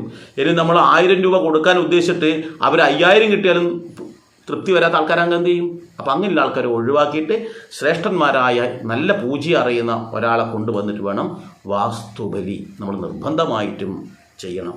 ഗണപതി ഹോമം നമ്മൾ നിർബന്ധമായിട്ടും ചെയ്യണം. പറ്റുമെങ്കിൽ ഭഗവതി സേവയും കൂടി ചെയ്യുക. കുറച്ചും കൂടി സാമ്പത്തിക ശേഷിയുടെ ഒരു സുദർശന ഹോമം കൂടി അവിടെ ചെയ്തോളൂ, പൂർത്തി. പക്ഷേ ഈ ഗൃഹത്തിനോ സ്ഥലത്തിനോ എന്തെങ്കിലും ദോഷമൊക്കെ ഉണ്ടെങ്കിൽ ഈ പൂജ ചെയ്ത് കഴിഞ്ഞാൽ ശാശ്വതമായിട്ടും ആ പൂജയുടെ ഗുണം കിട്ടില്ല. ഒരു 12 വർഷക്കാലം. ഈ 12 വർഷം കഴിയുന്ന സമയത്തിന് മുമ്പായിട്ട് തന്നെ വീണ്ടും നിങ്ങൾ ഗണപതി ഹോമം വർഷത്തിലൊരു തവണ നമ്മൾ വീട്ടിൽ നടത്തുന്നത് നല്ലതാണ്. അതുപോലെ വാസ്തുബലിയും അതുപോലെ തന്നെ ഈ ഭഗവതി സേവയും ഒക്കെ ഒരു 12 വർഷം ആകുന്നതിന് മുമ്പ് തന്നെ വീട്ടിൽ വീണ്ടും ചെയ്യുന്നത് ഉത്തമമാണ് എന്നുകൂടി നമ്മൾ മനസ്സിലാക്കുക. തീർന്നില്ല. ഇനിയോ, ഈ പൂജാകർമ്മത്തിൻ്റെ അവസാന ഘട്ടത്തിൽ വാസ്തുബലി ചെയ്ത് ആ വാസ്തുവിനുണ്ടാകുന്ന ദോഷങ്ങളൊക്കെ പരിഹരിച്ചു കഴിഞ്ഞാൽ ഒരു കാര്യം കൂടി ചെയ്യണം. എന്താണെന്നറിയോ? പഞ്ചശിരസ് സ്ഥാപിക്കുക. വാസ്തുബലി കഴിഞ്ഞതിന് ശേഷമാണ് ചെയ്യേണ്ടത്. അത് പരമാവധി പഞ്ചശിരസ്സൊക്കെ സ്ഥാപിക്കാൻ അർഹത എന്ന് പറയുന്നത് ശരിയായ ഒരു മരപ്പണി എടുക്കുന്ന ഒരു ആശാരിക്കാണ്. അത് അവർക്ക് അതിൽ തന്നെ കൃത്യമായ അറിയുന്ന ആൾക്കാർ വളരെ കുറവാണ്. കുട്ടികളോ പ്രായമോ അല്ല, ചില ആൾക്കാർ ചെറിയ കുട്ടികളായപ്പോൾ നല്ല അറിവുള്ള മരപ്പണി എടുക്കുന്ന ആശാരിമാരുണ്ട്. അപ്പോൾ നല്ല അറിവും കഴിവുള്ള ഇതിനെക്കുറിച്ച് അറിയുന്ന ഏതൊരാൾക്കും ചെയ്യുക. മരപ്പണി എടുക്കുന്ന ആശാരി ഉണ്ടെങ്കിൽ അവരെ കൊണ്ട് ചെയ്യിക്കുക. അതല്ല എങ്കിൽ വിശ്വകർമ്മജരാണ് അത് ചെയ്യാൻ ഉത്തമം. അതല്ല എങ്കിൽ മറ്റാരെങ്കിലും കൊണ്ട് ചെയ്യിക്കുക. പക്ഷേ ഇത് പൂജിക്കണം. ഈ വാസ്തുബലി സമയത്ത് ഈ പഞ്ചശിരസ് അവിടെ വെച്ച് പൂജിക്കും. അല്ല, അപ്പോൾ ഈ പഞ്ചശിരസ് എന്ന് പറഞ്ഞാൽ എന്താണ്? അത് പല ആൾക്കാർക്ക് ഒരു സംശയം വരും. എന്താണ് ഈ പഞ്ചശിരസ് എന്ന് പറഞ്ഞിട്ട്? പഞ്ചശിരസ് എന്ന് പറയുന്നത് ഒന്നിക്കിൽ ചെമ്പിലായിരിക്കും ഉണ്ടാക്കിയിട്ടുണ്ടാവുക, അല്ലെങ്കിൽ വെള്ളിയിലായിരിക്കും ഉണ്ടാക്കിയിട്ടുണ്ടാവുക, അല്ലെങ്കിൽ സ്വർണത്തിലായിരിക്കും, അല്ലെങ്കിൽ പഞ്ചലോഹത്തിൽ. ഈ 4 കാര്യത്തിലാണ് ഉണ്ടാക്കുക. സ്വർണത്തിലൊന്നും ചിലപ്പോൾ ഉണ്ടാക്കാൻ പറ്റിയെന്ന് വരില്ല, വലിയ പൈസ വരും. വെള്ളിയിലോ പഞ്ചലോഹത്തിലോ ചെമ്പിലോ ഏതിൽ വേണമെങ്കിലും ആക്കാം. ഇതിൽ 5 മൃഗങ്ങളുടെ ശിരസ്സാണ് അതിലുണ്ടാവുക. അതിൽ ആനയുടെ ശിരസ്സുണ്ടാവും. അത് നടുഭാഗത്ത് വരുന്ന വിധത്തിൽ ചെയ്യുന്നതായിരിക്കും ഉചിതം. പലതരത്തിലുള്ള പഞ്ചശിരസ് കിട്ടും, പക്ഷേ അത് നടുഭാഗത്ത് വരുന്ന വിധത്തിൽ ചെയ്യണം. അതുപോലെ തന്നെ സിംഹത്തിൻ്റെയും കാളയുടെയും തലയുടെ ഭാഗം ഉണ്ടാവും. 5 മൃഗമല്ലേ പറഞ്ഞത്? അപ്പോൾ സിംഹം, കാള, പന്നി, ആമ, ആന, ഇങ്ങനെയാണ് 5 മൃഗങ്ങൾ. അപ്പോൾ ഇതിൽ സിംഹത്തിൻ്റെയും കാളയുടെയും മുഖങ്ങൾ ഒരു ഭാഗത്തും, അതുപോലെ തന്നെ ആമയുടെയും പന്നിയുടെയും മുഖങ്ങൾ ഒരു ഭാഗത്തും ശിരകൾ വരുന്ന വിധത്തിൽ, നടുക്ക് ആന. ഇതിൻ്റെ മുഖം എങ്ങോട്ട് വരണം? കിഴക്കോട്ട് വരുന്ന വിധത്തിൽ അത് ഭൂമിയിൽ സ്ഥാപിക്കുക. ഇനി ഇവർ ആരും കിട്ടിയില്ലെങ്കിലും നമ്മൾ തന്നെ സ്ഥാപിച്ച് കൊടുക്കട്ടില്ലേ? പക്ഷെ അത് ആ വന്ന പൂജാരി കൊണ്ട് പൂജിച്ച് വാങ്ങിച്ചിട്ട് നാമജപത്തോടു കൂടി എവിടെ സ്ഥാപിക്കണം? നമ്മുടെ വീടിൻ്റെ കട്ടളപ്പടിയുടെ സമീപത്തായിട്ട് വേണം സ്ഥാപിക്കാൻ. ഒരു ദുരിതവും എൻ്റെ വീട്ടിലേക്ക് വരാൻ പാടില്ല. ചില ആൾക്കാർ പൂജാമുറിയിൽ സ്ഥാപിച്ചോളൂ എന്ന് പറയും.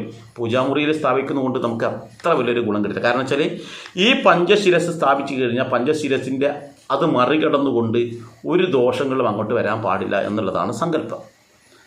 അപ്പോൾ ആ സങ്കല്പത്തിനാണ് ഇവിടെ സ്ഥാപിക്കുന്നത്. അപ്പോൾ ഇതിന് കടന്നിട്ട് അങ്ങോട്ട് പോകാൻ പാടില്ല. അപ്പോൾ കട്ടിളപ്പടീൻ്റെ അടുത്ത് സ്ഥാപിക്കുന്നതാണ് ഉചിതം.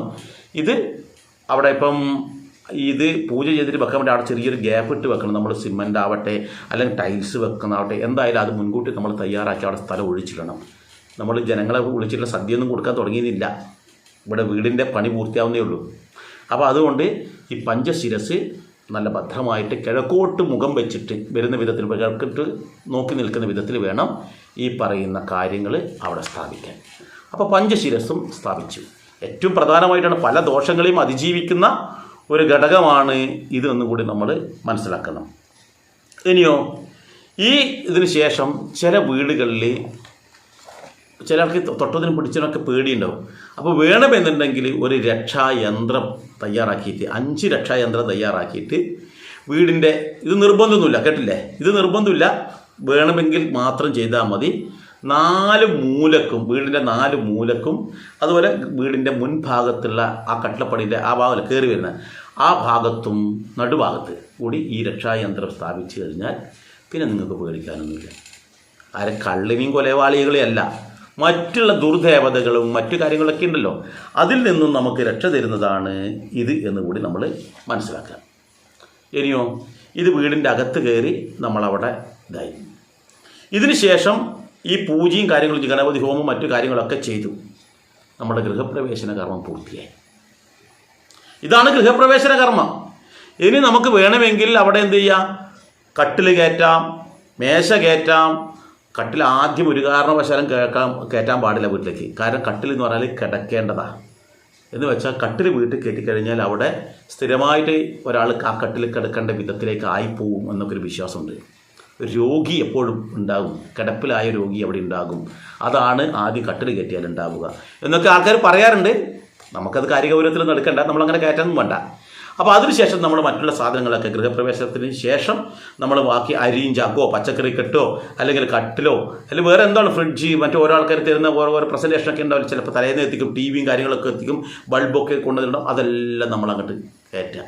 ഏത് ഗൃഹപ്രവേശനത്തിൽ സാധനങ്ങൾ ഉള്ളിൽ കയറ്റിയതിന് ശേഷം ഗണപതി ഹോമം ഒരു ഭാഗത്ത് നടന്നോട്ടെ, വാസ്തുപൂജ ഒരു ഭാഗത്ത് വാസ്തുബലി ഒരു ഭാഗത്ത് നടന്നോട്ടെ, മറുഭാഗത്ത് നിങ്ങൾക്ക് സാധനങ്ങൾ കയറ്റും കാര്യങ്ങളൊക്കെ ചെയ്യാം. അതൊരു ഭാഗത്ത് നടക്കും, ഇവിടെ കർമ്മങ്ങളൊക്കെ ഒരു ഭാഗത്ത് നടക്കും. അത് സർവ്വസാധാരണം. അതാണ് നമ്മുടെ ശരിയാത്തിൽ ഗൃഹപ്രവേശനം എന്ന് പറയുന്നത്. അപ്പോൾ പറയുന്നു, അപ്പോൾ പാല് കാച്ചിലൊക്കെയോ അതില്ലേ, അത് വേണ്ടേ? വേണം. നിങ്ങൾ ഈ ഗൃഹപ്രവേശന സമയം ചിലപ്പോൾ അത് കഴിഞ്ഞിട്ട് 2 ദിവസമാണ് പിന്നെ നിങ്ങൾക്ക് ഫ്രീ കിട്ടുന്നില്ല. നല്ലൊരു മുഹൂർത്തം, ഇതിന് മുഹൂർത്തം വേണ്ട. ഇത് പാല് കാച്ചിലും മറ്റൊന്നും മുഹൂർത്തം ആവശ്യമില്ല. ഗൃഹപ്രവേശനത്തിന് മുഹൂർത്തം കിട്ടി, അയ്യോ എനിക്ക് ഞായറാഴ്ച ദിവസമാണ് ഒരു ഫംഗ്ഷൻ നടത്താൻ പറ്റുക, അന്ന് മുഹൂർത്തം ഇല്ല, എന്ത് ചെയ്യും? അപ്പോൾ എന്ത് ചെയ്യാം, നമുക്ക് മറ്റൊരു ദിവസം വേണമെങ്കിൽ നമ്മുടെ ബന്ധുമിത്രാദികളെയും സുഹൃത്തുക്കളെയും അയൽവാസികളെയും നാട്ടുകാരെയും ഒക്കെ വിളിച്ചിട്ട് നമുക്ക് സദ്യ കൊടുക്കാം. അത് മറ്റൊരു ദിവസം വെക്കാം. ആ ദിവസം തന്നെ പാല് കാച്ചലും നടത്താം. അതല്ല എങ്കിൽ ഇതിപ്പോൾ നമ്മൾ തലേന്ന് സന്ധ്യയ്ക്ക് ശേഷമാണ് നമ്മൾ ഈ ഗൃഹപ്രവേശന കർമ്മം നടത്തിയിരിക്കട്ടെ, അങ്ങനെ ചെയ്യാമല്ലോ. ചില വീടുകളിൽ സന്ധ്യയ്ക്ക് നമുക്ക് ചെയ്യാൻ പറ്റും. സന്ധ്യയ്ക്ക് മുഹൂർത്തം നോക്കണം.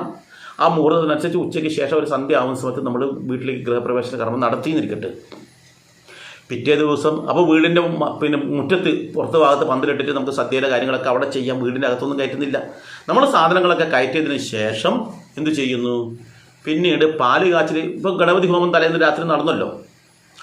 ഈ പാല് കാച്ചലിൻ്റെ തലേ ദിവസം നമ്മൾ ഗണപതി ഹോമം തലേന്ന് രാത്രി നടത്തി. ഈ ഗൃഹപ്രവേശനത്തിന് ശേഷം രാത്രി ഗണപതി ഹോമം മറ്റു കാര്യങ്ങളൊക്കെ ചെയ്ത് രാവിലെ ആകുമ്പോൾ ഈ പറയുന്ന വീട്ടിൽ അടുക്കളയിൽ നമ്മൾ എന്ത് വേണം, അടുപ്പിൽ അഗ്നി കൂട്ടിയിട്ട് പാല് കാച്ചൽ ചടങ്ങ് നടത്തും. ആര് പാല് കാച്ചും? പല ആൾക്കാർ പറയും മേലാശാരി നടത്തണം, അല്ല കല്ലാശാരി ആണ് ചെയ്യേണ്ടത്, അല്ല മരപ്പണിയെടുത്ത ആളാണ് ചെയ്യേണ്ടത്. ഒന്നും അല്ല ചെയ്യേണ്ടത്.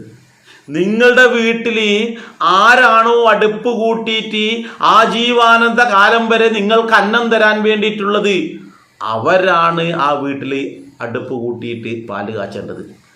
അല്ലാതെ മരപ്പണിയെടുക്കുന്ന ഒരാൾ വന്നിട്ട് അവിടെ പാല് കാച്ചിട്ട് അല്ല അവരാണോ ദിവസവും നമുക്ക് പാല് കാച്ചി തരിക, ചോറ് വെച്ച് തരിക? അല്ലല്ലോ. അപ്പോൾ ആരാണോ അർഹതപ്പെട്ട ആൾ, അത് ഗൃഹനാഥയാണ്. ആ ഗൃഹനാഥയാണ് ഇത്തരത്തിൽ നമ്മളുടെ ഈ പറയുന്ന പാല് കാച്ചൽ ചടങ്ങ് നടത്തേണ്ടത്. ഈ പാല് കാച്ചൽ ചടങ്ങ് നടത്താം. അതല്ല എങ്കിൽ എന്ത് ചെയ്യാം, പാൽപ്പായസം ഉണ്ടാക്കാം.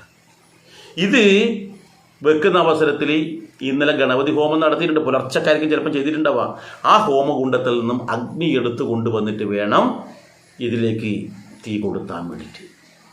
ആ അവസരത്തിൽ അവിടെ കത്തിച്ച് വെച്ച നിലവിളക്കുണ്ടാവും, അതിൻ്റെ അകത്ത് നിന്ന് കൊടിവിളക്കിലേക്ക് കൊണ്ടുവരാം. അങ്ങനെ വീട്ടിലുള്ള ആ പറയുന്ന അടുപ്പിൽ തീ കൊടുത്തുന്നു.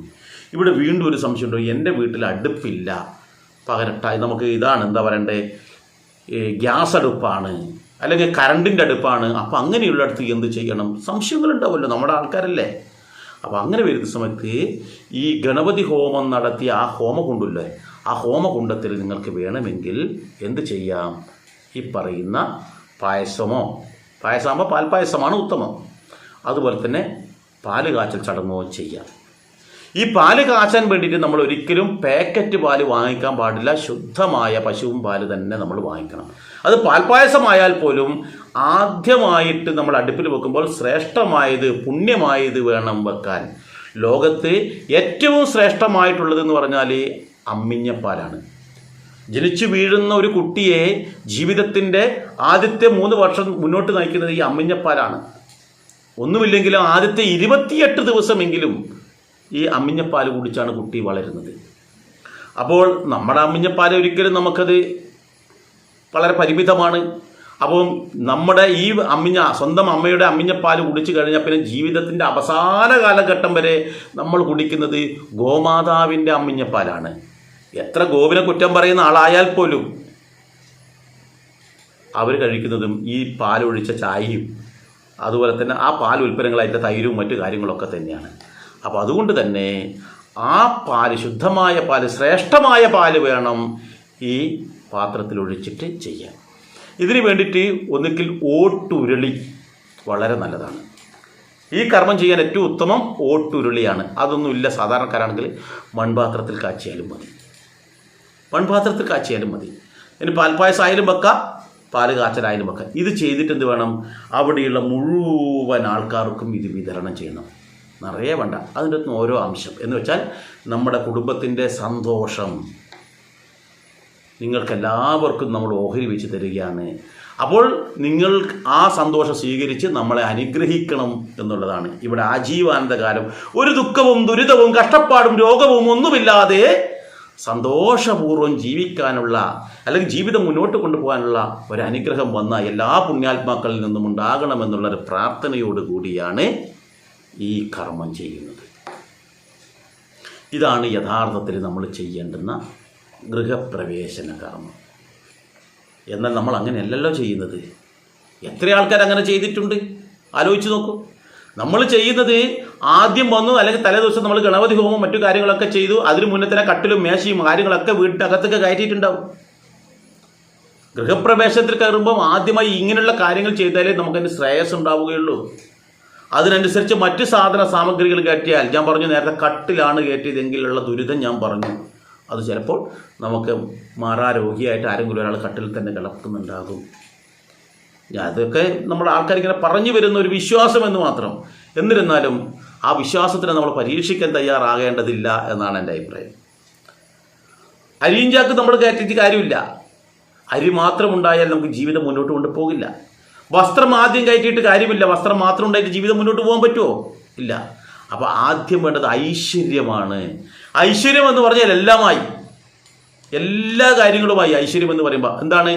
ഐശ്വര്യം ഉണ്ടാകുമ്പോൾ പണം വന്നു, ധാന്യം വന്നു, ധനം വന്നു, അതുപോലെ തന്നെ നമ്മൾ നേരത്തെ പറഞ്ഞിട്ടുള്ള അറിവ് വന്നു. എല്ലാ ബന്ധുമിത്രാദികളെല്ലാം നമ്മുടെ ഐശ്വര്യമാണ്. അതെല്ലാം നിലനിൽക്കും. അപ്പോൾ ഐശ്വര്യത്തിൻ്റെ പ്രതീകമായിട്ടുള്ള നിലവിളക്കാണ്. നമ്മളെല്ലാം അറിയാം, നമുക്ക് ഏത് കർമ്മം ചെയ്യുമ്പോഴും നിലവിളക്ക് സാക്ഷിയാക്കിയിട്ട് നമ്മൾ ചെയ്യുക, അല്ലെങ്കിൽ അഗ്നിസാക്ഷിയായിട്ടാണ് ചെയ്യുക. ഒരു വിവാഹ കർമ്മം നടക്കുന്നുണ്ടെങ്കിൽ അഗ്നിസാക്ഷിയാണ്, മരണാനന്തര കർമ്മം നടക്കുമ്പോഴും അഗ്നിസാക്ഷിയാണ്. അതുപോലെ തന്നെ ഗൃഹപ്രവേശന സമയമായാലും ഇനി ഏത് പുണ്യകർമ്മം ചെയ്തിട്ടുണ്ടെങ്കിൽ ഉദ്ഘാടനം ചെയ്യുമ്പോഴും നമ്മൾ നിലവിളക്ക് കൊളുത്തിച്ചല്ലേ ചെയ്തത്, അവിടെയും അഗ്നിയാണ് സാക്ഷി. അപ്പോൾ ഈ അഗ്നിയാണ് നമ്മൾ വീടിൻ്റെ അകത്തേക്ക് കൊണ്ടുപോകുന്നത്. ഇനി പ്രധാനമായിട്ട് നമ്മൾ ശ്രദ്ധിക്കുന്നുണ്ട്, ഞാൻ അടുത്ത ഒരു വീഡിയോയുമായിട്ട് വരും, നമ്മളൊരു വീട് നിർമ്മിക്കുമ്പോൾ ഏതൊക്കെ കാര്യങ്ങൾ ശ്രദ്ധിക്കണം എന്നുള്ളത്. അപ്പോൾ വീട്ടിൽ നമ്മൾ എങ്ങനെയോ റൂം എടുത്തിരിക്കട്ടെ, ആ വീട്ടിലുള്ള ഗൃഹനാഥനും നാഥയും താമസിക്കേണ്ടത് ആ വീടിൻ്റെ കന്നിമൂലയിലുള്ള മുറിയിൽ താമസിക്കുവാൻ അവർ പ്രത്യേകം ശ്രദ്ധിക്കുക. എന്ന് വെച്ചാൽ വാസ്തുപുരുഷൻ്റെ കാൽക്കൽ അഭയം തേടണം. ഏതൊരു ദേവൻ്റെയും കാൽക്കൽ എത്തിക്കഴിഞ്ഞാൽ എത്ര വലിയ ശത്രു ആയിക്കോട്ടെ, അവൻ്റെ കാല് നമ്മൾ തൊട്ട് കഴിഞ്ഞാൽ അവൻ നമ്മളോട് ക്ഷമിക്കും, അവന് നമ്മളോടൊരു സ്നേഹം ഉണ്ടാവും, നമ്മളോടൊരു അനുകമ്പ ഉണ്ടാവും. അതുകൊണ്ട് തന്നെയാണ് ഈ ഗൃഹനാഥന്മാരായ ആൾക്കാർ വാസ്തുപുരുഷൻ്റെ കാൽക്കൽ എല്ലാ ദിവസവും രാത്രി കിടക്കേണ്ടത് അവിടെയാണ്, കന്നിമൂലക്ക്. ആ കന്നിമൂല എന്ന് പറയുമ്പോൾ നമ്മൾ ചിന്തിക്കണം, ഏതാണ് മൂല? തെക്ക് പടിഞ്ഞാറേ മൂലയിലാണ് ആ മുറി വരിക. ആ മുറിയിൽ കിടക്കാൻ വേണ്ടി പ്രത്യേകം ശ്രദ്ധിക്കുക. ഇങ്ങനെ ഒരുപാട് കാര്യങ്ങൾ ഗൃഹനിർമ്മാണവുമായിട്ട് ബന്ധപ്പെട്ടിട്ടുണ്ട്. ഞാൻ അതിലേക്ക് കടക്കുന്നില്ല, അത് മറ്റൊരു ദിവസം മറ്റൊരു വീഡിയോയുമായിട്ട് ഞാൻ വരാം. പക്ഷേ ഈ കാര്യം ഗൃഹപ്രവേശന കർമ്മം നമ്മൾ എന്ത് വേണമെന്ന് പരമാവധി ആൾക്കാരിലേക്ക്, നമ്മുടെ സനാതന ധർമ്മം ശ്രേഷ്ഠമായ ഒരു ആചാരം മുന്നിൽ വെച്ചിട്ട് നമ്മളത് അറിയില്ല എന്ന് പറയുന്നത് മോശമല്ലേ? അതുകൊണ്ട് തന്നെ നിങ്ങളെന്ത് വേണം? സനാതനധർമ്മം പ്രചരിപ്പിക്കേണ്ടത് സനാതനധർമ്മ വിശ്വാസികളാണ്. അവിടെ മ്ലേച്ഛമായ ഒരുപാട് ആചാരങ്ങളും അനുഷ്ഠാനങ്ങളും നമ്മൾക്കിടയിലേക്ക് കടന്നു വന്നിട്ടുണ്ട്. അതിലൊക്കെ തട്ടിത്തെറിപ്പിക്കുക, അതൊന്നും ഇനി നമുക്ക് വേണ്ട. ഇനി നമുക്ക് വേണ്ടത് ശ്രേഷ്ഠമായിട്ട് നമ്മുടെ ഗുരു കാരണവന്മാർ തലമുറകളായി നമ്മൾക്ക് പകർന്നു തന്നിട്ടുള്ള ആചാരങ്ങളും അനുഷ്ഠാനങ്ങളുണ്ട്. അതിനുള്ള കൃത്യമായ യുക്തമായ ഗുണങ്ങളുമുണ്ട്. അതുകൊണ്ട് നമ്മളെന്ത് വേണം? ഈ വീഡിയോ നിങ്ങൾ പരമാവധി ആൾക്കാരിലേക്ക് അയച്ചു കൊടുക്കുക. നമുക്ക് ക്ഷേത്രത്തിൻ്റെ കൂട്ടായ്മയുണ്ടാവും, വിദ്യാർത്ഥികളുടെ കൂട്ടായ്മയുണ്ടാവും, അതുപോലെ തന്നെ ക്ലബ്ബുകളുടെ കൂട്ടായ്മയുണ്ടാവും, സംഘടനയുടെ കൂട്ടായ്മയുണ്ടാകും. അതിലൊക്കെ എല്ലാം നമ്മൾ അയച്ചു കൊടുക്കുക. നമുക്കിഷ്ടമുള്ള വ്യക്തികൾക്കെല്ലാം അയച്ചു കൊടുക്കുക. ആരെങ്കിലും ഒരാൾ ഗൃഹപ്രവേശനത്തിൻ്റെ അല്ലെങ്കിൽ പണി നടക്കുന്നുണ്ട് എന്ന് കണ്ടു കഴിഞ്ഞാൽ, വീടിൻ്റെ പണി നടക്കുന്നുണ്ട് അവസാന ഘട്ടത്തിലാണെങ്കിൽ ഉടനെ ഈ വീഡിയോ അങ്ങോട്ട് അയച്ചു കൊടുക്കുക. അവരെങ്കിലും വേണമെങ്കിൽ ചെയ്തോട്ടെ, അതിനെ അറിയാത്തത് കൊണ്ട് ചെയ്യാതിരിക്കേണ്ടതില്ല. എത്രയോ ആൾക്കാർ എന്നോട് പറഞ്ഞിട്ടുണ്ട്, ഗൃഹപ്രവേശന കർമ്മം അറിയില്ല, അതെന്താണ്, എങ്ങനെയാണ് ചെയ്യേണ്ടതെന്ന് അറിയില്ല, അറിഞ്ഞു കഴിഞ്ഞാൽ നമുക്കത് ചെയ്യാലോ എന്ന് പറയാറുണ്ട്. അതൊക്കെ തന്നെയാണ് ഇത്തരത്തിലുള്ളൊരു വീഡിയോ തയ്യാറാക്കാനും കാരണമായിട്ടുള്ളത്. ഏതായാലും ഈ വീഡിയോ നിങ്ങൾ പരമാവധി ആൾക്കാരിലേക്ക് എത്തിക്കുക. അവരോട് പറയുക, നിങ്ങൾ ഈ ചാനലൊന്ന് സബ്സ്ക്രൈബ് ചെയ്യുക. സബ്സ്ക്രൈബ് ചെയ്ത് കഴിഞ്ഞാൽ ഇനി ഇടുന്ന എല്ലാ വീഡിയോകളും അവർക്ക് വരും. ഇപ്പോൾ കഴിഞ്ഞു പോയ വീഡിയോകളും അവർക്ക് കിട്ടും എന്ന് അവരോട് പ്രത്യേകം പറയുക. അതുപോലെ നിങ്ങളും ഈ സനാതനധർമ്മത്തിൻ്റെ പ്രചാരകന്മാരാകാൻ നമുക്കെല്ലാവർക്കും ഒത്തൊരുമിച്ച് നിന്നിട്ട് തോളോട് തോൾ ചേർന്ന് നിന്ന് പരമാവധി സനാതനധർമ്മം പ്രചരിപ്പിക്കാം. അതിന് സർവേശ്വരൻ്റെ അനുഗ്രഹവും ഉണ്ടാകട്ടെ എന്ന് മാത്രം പറഞ്ഞുകൊണ്ട് നിർത്തുന്നു. നന്ദി, നമസ്കാരം. ഒരു കാര്യം കൂടി എന്താണെന്ന് വെച്ചാൽ, ഈ പറഞ്ഞ കാര്യത്തിൽ നിങ്ങൾക്ക് എന്തെങ്കിലും സംശയം ഉണ്ടെന്നിരിക്കട്ടെ, ഏതെങ്കിലും തരത്തിലുള്ളൊരു സംശയം വന്നെന്നിരിക്കട്ടെ, എന്ത് വേണമെന്നറിയോ? ഉടനെ ഇതിൻ്റെ കമൻറ്റ് ബോക്സിൽ രേഖപ്പെടുത്താം, എനിക്ക് ഇന്നൊരു സംശയമുണ്ട്, അല്ല മറ്റ് നിങ്ങളുടെ ഈ വീഡിയോ തീരെ പോരാ, വളരെ അരോചകമാണ്, വെറും വിഡ്ഢിത്തമാണ്, ആയിക്കോട്ടെ, അത് നിങ്ങൾ എഴുതിയിട്ടുള്ളൂ, എനിക്കൊരു പരിഭവമില്ല, അല്ല വളരെ നന്നായിട്ടുണ്ട്, ശ്രേഷ്ഠമായിട്ടുണ്ട്, എനിക്ക് വളരെയേറെ ഇഷ്ടപ്പെട്ടു, അതാണെങ്കിൽ അതുമായാലും നിങ്ങളുടെ അഭിപ്രായങ്ങളും എഴുതിയിടുക. എല്ലാവർക്കും ഒരിക്കൽ കൂടി നന്ദി, നമസ്കാരം.